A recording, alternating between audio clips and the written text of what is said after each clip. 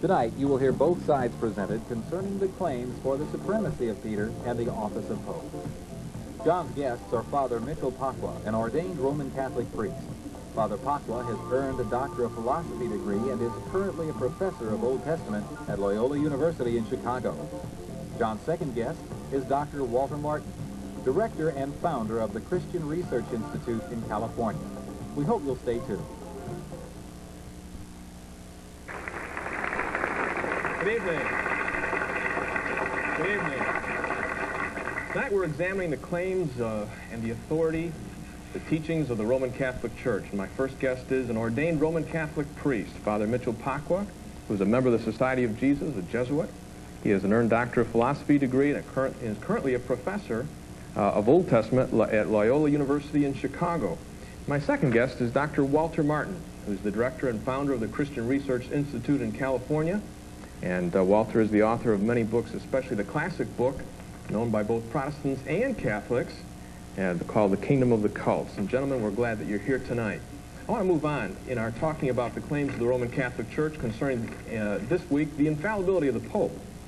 And let's actually take a look at this. And reading from Vatican Council, which met in Rome in 1870, they said, "We teach and define that it is a dogma divinely revealed that the Roman Pontiff, when he speaks ex cathedra, that is, when in discharge of the office of pastor and doctor of all Christians, by virtue of his supreme apostolic authority, he defines a doctrine regarding faith and morals to be held by the universal church by the divine assistance promised him in Blessed Peter, is possessed of that infallibility with which the divine Redeemer willed that his church should be endowed, for defining doctrines regarding faith and morals, and that therefore such definitions of the Roman Pontiff of themselves and not by virtue of the consent of the church are irreformable." Now, we need to keep coming back for evidence.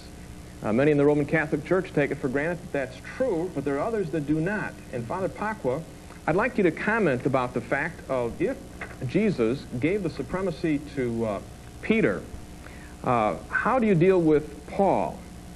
Because let me give you a few facts about Paul in relationship to Peter. I'd like you to comment, if you would, please. Peter has no say in Paul's appointment. There are 13 epistles that Paul wrote, 2,023 verses. Peter only wrote 2 epistles and 166 verses. Paul mentioned Peter more than once, but he never mentioned him with any special title of honor, such as the vicar or pope, or above any of the other apostles. Paul did not mention the papacy when he referred to the offices of the church in 1 Corinthians 12 and Ephesians 4. Paul as an apostle claimed authority over the Roman church itself in Romans chapter 1, 5 through 6 and 16, 17. Paul claimed for himself that he was behind the very chiefest apostles in nothing, 2 Corinthians 12. And that then specifically you have Paul rebuking Peter without any mention of Peter's supremacy in Galatians 2. Now, if Peter was the chief, it would seem that Paul would have acknowledged that in his epistles and would have acknowledged it in the respect he gave when there was a matter of doctrine on the table. We see none of that for Peter. First of all, what you have in Paul and Peter's dispute in Galatians, again, is not a dispute about some infallible statement by Peter. Okay, so it's about his own practice. Okay. On something that already had been decided by the church. Now, Catholics do not say that we can't tell the Pope to live up to certain things in his own life. As a matter of fact, Dante, when in his Inferno, mentions that a number of popes are in hell for various reasons. And, remember, you said that. I didn't. That's right. That's right. Well, why not say it? I don't know that they're in hell. Dante knew. So he says. And the thing that, the Pope's infallibility does not mean is that the Pope is right all the time. In no way does the Catholic Church even teach that. He's infallible only when he speaks ex cathedra in order to clearly speak infallibly. He has to say that explicitly, that he's speaking infallibly. Secondly, it has to be to the whole church, not to one part or one individual of the church, but to everybody in the church. And thirdly, it has to be on the issue of faith and morals. He cannot infallibly say that the stock market will Okay, rise. you continue to tell me about the fact of what he speaks. When I'm saying the word supreme seems to also mean more than just what he speaks. There ought to be the respect, there ought to be the dignity, the honor, the mention of the fact of his office by all the other apostles. And we see none of that. It's silent, dead silence in the New Testament. Go ahead. Go ahead. Well, I don't think that it is not dead silent. Okay, again, even Would you Paul, show me where it is? Paul does not call him Simon Bar-Jonah, does he? What does he call him? Peter. Cephas. Peter. Peter. Cephas or Peter. And is that... Which is a title given him, which is his rock, not his given name. And he doesn't refer to him as Simon ever, but always calls him by Cephas. And even in Corinthians, what he's dealing with is a specific problem of people having been divisive on account of Peter. And later on, in the next generation, about 35 years later, you're going to see, well, actually more than that from Corinthians, about 45 years later, we'll see that it'll be the Bishop of Rome, St. Clement I, who's the second after Peter and Paul, who will be correcting the same church because of division. They never learned. And so it's the Bishop of Rome that takes that authority in 95 A.D., before the New Testament is finished being written. And he's the one that tells them, he sends legates over there to Corinth and says, you Corinthians, get united with your priests again. And he orders his legates not to come back home until they're united. So he takes that authority in the very next generation as the role of Peter to bring unity to the church.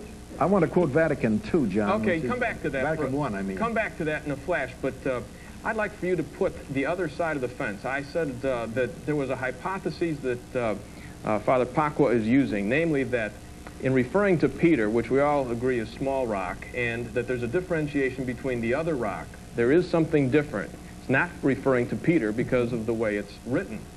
All right, what would be another option that would seem to fit this evidence better from your point of view? Would you please explain that so we get it on the table anyway? I would take Augustine's position. All right. A very great theologian. That Peter's confession of faith, thou art the Christ, the Son of the living God, is the foundation. And that it's not Peter.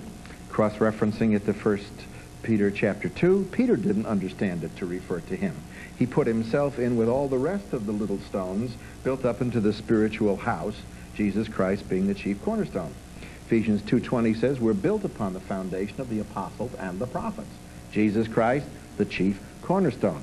Quote scripture, behold, I lay in Zion a cornerstone, a rock of offense. Whoever believes on him, not Peter, Christ, will not be ashamed. That Peter was a moving force, a chief apostle in the church, there's no doubt whatsoever. That his writings were authoritative and they were accepted as such. That he recommended Paul's writings as scripture, even calling it scripture, equating it with the Old Testament, is indicative of the fact that they agreed in their basic theology. Well, since they agreed in their basic theology, the facts fit the hypotheses that the whole structure of the New Testament and the first 5 centuries following that, historically, did not give any supreme role to the Bishop of Rome. Okay, now I want you to go on and let's get into a definition of the keys. Okay, Father Pacwa has defined how the Roman Catholic Church sees the keys, and would you give another hypothesis for that? Yes, the alternative to that is the parallel passage of Matthew 18, with which he is well acquainted also, and mentioned it before. Namely, that Christ was speaking to the disciples, not to Peter, and the apostles in general. And he said, if any two of you shall agree on anything on earth, it will have been done in heaven. Which are bind on earth, bound in heaven.